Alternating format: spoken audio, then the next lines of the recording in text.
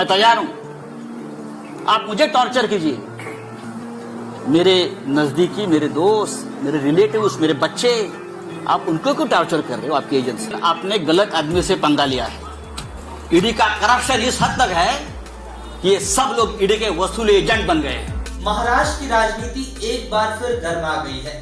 केंद्रीय जांच एजेंसियों पर डराने धमकाने का आरोप लगाते हुए शिवसेना नेता संजय राउत ने मुंबई के शिवसेना भवन से मोदी सरकार से लेकर महाराष्ट्र बीजेपी तक जमकर हमला बोला।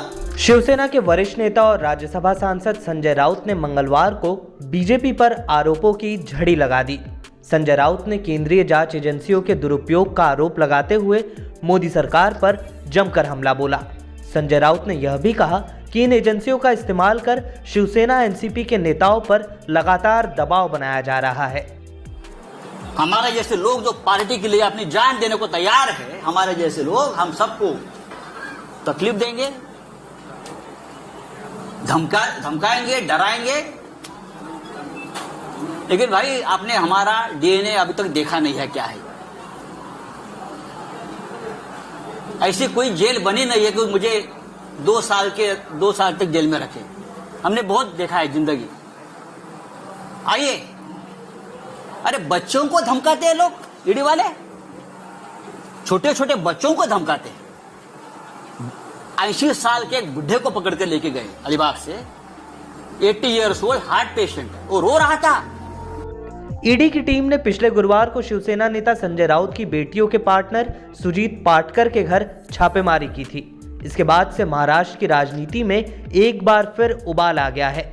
उस वक्त संजय राउत ने कहा था कि मैं ईडी का स्वागत करूंगा, लेकिन वह बस झूठ न बोले वरना उन्हें भुगतना पड़ेगा। संजय राउत ने आगे कहा कि ठाकरे परिवार पर अलीबाग में 19 बंगले बनाने का आरोप लगाया जा रहा है। मैं सभी पत्रकारों को इन बंगलों पर पिकनिक के लिए ले जाऊंगा। अगर वहां पर बंगले नहीं मिले तो जो लोग ये आरोप लगा रहे हैं उन्हें उनकी सही जगह दिखाई जानी चाहिए। उन्होंने कहा कि शिवसेना किसी से डरती नहीं है। जो लोग इस समय हमारा उत्पीड़न कर रहे हैं उनसे साल 2024 के बाद निपटा जाएगा। इस मौके पर संजय राउत ने महाराष्ट्र के पूर्व सीएम देवेंद्र फडणवीस पर भी निशाना साधा।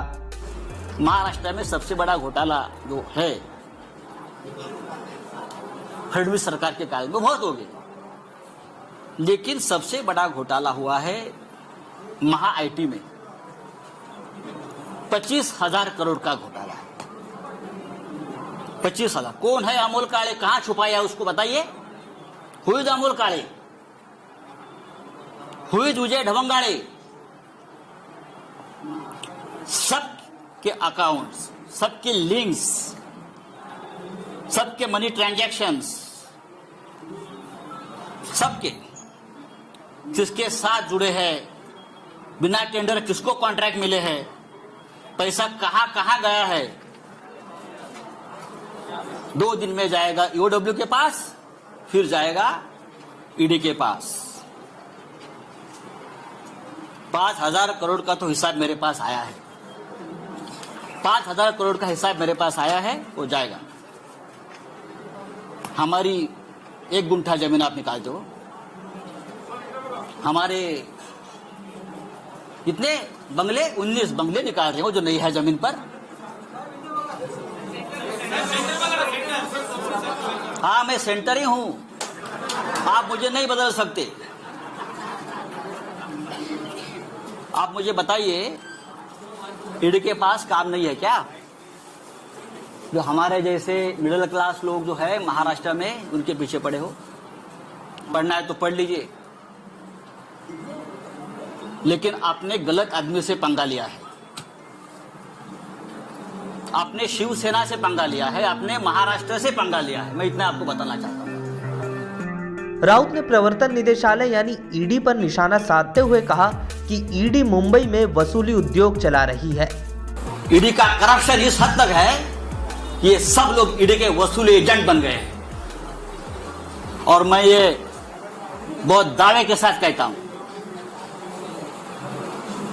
अब और एक मैं आपको बहुत इंटरेस्टिंग और मजे की बात बताने चाहता हूं। ईडी वाले सुनो, और हिम्मत है तो मेरे घर पर आइए। मैंने पहले भी इस मंच से कहा था, मैं नंगा आदमी हूं, मैं शिव सैनिक हूं। आप कितना भी मेरे बारे में गलत कर लीजिए, कितनी भी फ्रेम कर लीजिए, आई विल फाइट। मैं ईडी वाले से पूछता हूं कि जितेंद्र चंद्रलाल नवलानी कौन है? नाम लिख लीजिए, जितेंद्र चंद्रलाल नवलानी। ये नाम सुनकर मुंबई और दिल्ली के ईडी ऑफिस का सांस बंद हो गया होगा, उनको पसीने छूटे हैं।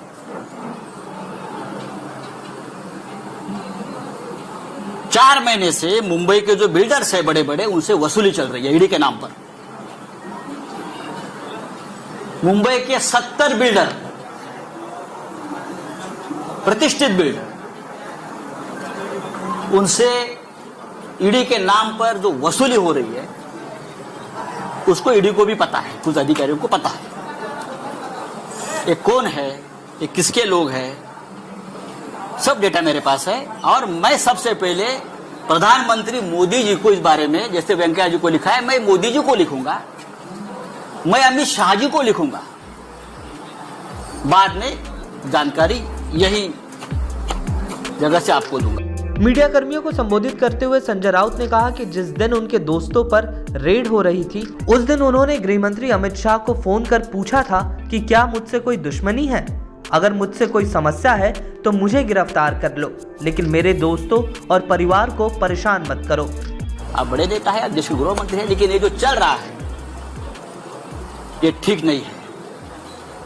अगर आपकी मुझसे दुश्मनी है तो आप मुझे अरेस्ट करिए, मैं तैयार हूं, आप मुझे टॉर्चर कीजिए, लेकिन आप मेरे नजदीकी, मेरे दोस्त, मेरे रिलेटिव्स, मेरे बच्चे, आप उनको क्यों टॉर्चर कर रहे हो आपकी एजेंसी? मैंने कहा उनको,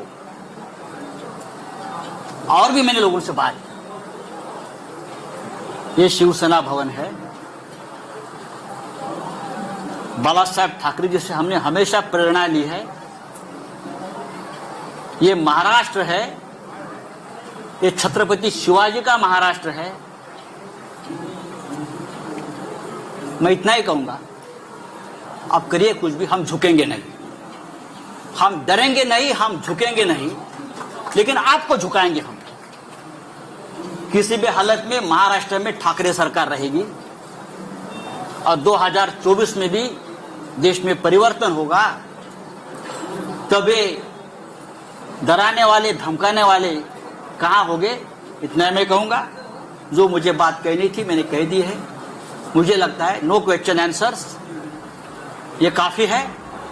और ये बात अब तक, ये कहानी पूरी नहीं हुई है, ये ट्रेलर है। राउत ने आगे कहा कि महाराष्ट्र में बीजेपी की सरकार नहीं बनी, इसलिए यह सब किया जा रहा है। राउत ने कहा, बाला साहेब ठाकरे ने हमें झुकना नहीं सिखाया, मुझ पर दबाव बनाने के लिए बार बार मेरे परिवार और करीबियों पर दबाव बनाया गया। राउत के मुताबिक मराठी मानुस को बीजेपी वाले कोई व्यवसाय नहीं करने देना चाहते। राउत ने कहा कि मेरे बच्चों को फोन कर कहा जाता है कि ईडी कल सुबह 4 बजे तुम्हारे घर आएगी और तुम्हारे पिता को अरेस्ट करेगी। ऐसी राजनीति कभी महाराष्ट्र में नहीं हुई, लेकिन अब बीजेपी कर रही है। संजय राउत के इस वार का बीजेपी की तरफ से पलटवार भी जल्द देखने मिल सकता है। इस वीडियो में फिलहाल के लिए बस इतना ही। देश दुनिया की तमाम खबरों के लिए बने रहिए लोकमत हिंदी के साथ।